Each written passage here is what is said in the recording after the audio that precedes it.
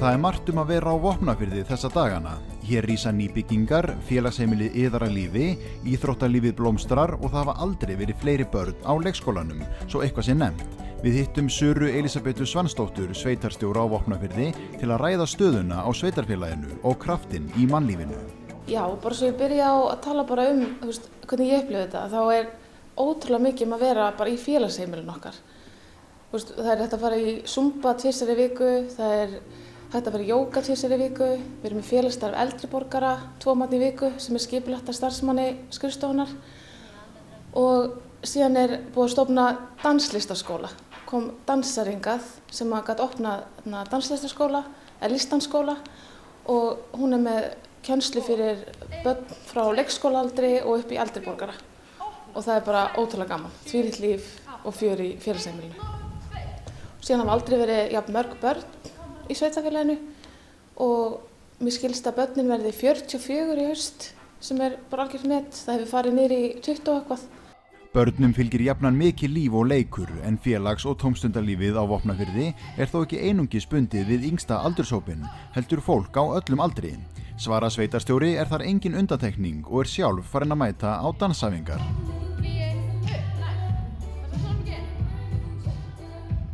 Já, ég í fullorðinsballett og ef fólk vill þá getur að koma á lokasýninguna sem verður 22. maí og það verð ég að dansa. Og allt frá leikskólabörnum upp í mig og upp í eldri borgara. Það þó ekki einungis félags- og tómstundalífið sem í sókn á Vopnafirði þessar mundir. Nú má þar sjá nýbyggingar og drög að nýju skipulagi fyrir bæinn. Í fyrra sumar þá nýttum við styrk frá Húsnæðis- og mannvirkjastofnun til að byggja 2 raðhús og það hafði ekki verið byggt hér hjá sveitarfélaginu nýbygging síðan 2013 að mig minnir. Og það bættust við 8 nýjar íbúðir og eru 6 þeirra í útleigu hjá sveitarfélaginu og 2 eru í eigu Bríetar leigufélags. Þannig að það ótrúlega spennandi að það komi eitthvað nýtt húsnæði loksins í bæinn. Og þessar íbúðir fara strax út þannig að þið finnið fyrir því að hér þörf fyrir fleiri íbúðum? Já, hér algjörlega þörf fyrir fleiri íbúðum. Það leiðust allar strax út og voru fleiri umsóknir heldur en þeir sem fengu og við vonum bara að við getum byggt meira. Og ég vona að við gerum það. Núna hérna í gangi í skipulagsvinna. Í hverju felst hún svona í stuttumáli? Við erum að vinna bara endurskoðun alskipulags og núna til dæmis arkitektarnir í heimsókn hjá okkur hérna á Vopnafirði sem að vinna fyrir okkur, yrkjaarkitektar og við erum síðan að skoða fýsileikann af því að hafa sundlaug í bænum og skoða þá 3 kosti, hvar við viljum hafa hana, hvort við eigum að byggja upp selarlaug og þannig að þau eru komin hingað til að hjálpa okkur áfram með öll þessi verkefni. Eins ætlum við að byggja upp miðbæinn og fengum styrk frá Minjastofnun til að vinna verndarsvæði byggð, þannig að það verkefni sem í gangi. Og svo bara fullt af skipulagsmálum í vinnslu. Þverárvirkjun fer af stað í sumar og það verður mikið vinna í kringum hana.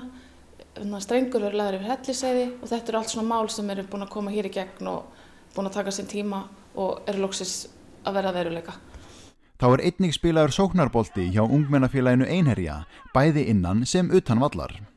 Já, það mjög mikið að gera í íþróttamálum og gaman að segja frá því að nú Einherji búin að ráða bæði þjálfari í meistaraflokki karla og meistaraflokki kvenna og kemur spilandi þjálfari frá Bandaríkjunum að spila fyrir meistaraflokk kvenna og þjálfaðir.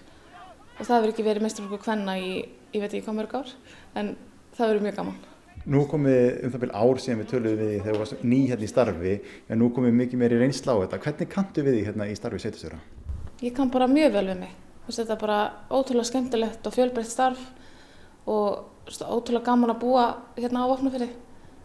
Og ég sakna ekki neins í bænum, eða auðvitað mömmu, ég má nú mókast ekki að ég segi þetta.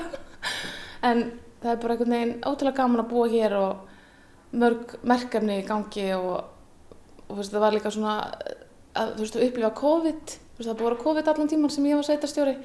Það samt einhvern veginn tengdi mann við alla af því að fjárbúnaður var svo góður og maður einhvern veginn búin að hafa góð samskipti við alla og einhvern veginn þetta hafði engin áhrif, þannig. Sara horfir jákvæð til framtíðar, enda sumarið og bjartari tímar framundan. Já, það mjög bjart framundan hjá okkur og grásleppan einmitt næsta vertíð sem hefst og sumir vilja segja það hér að þá með grásleppunni kemur vorið.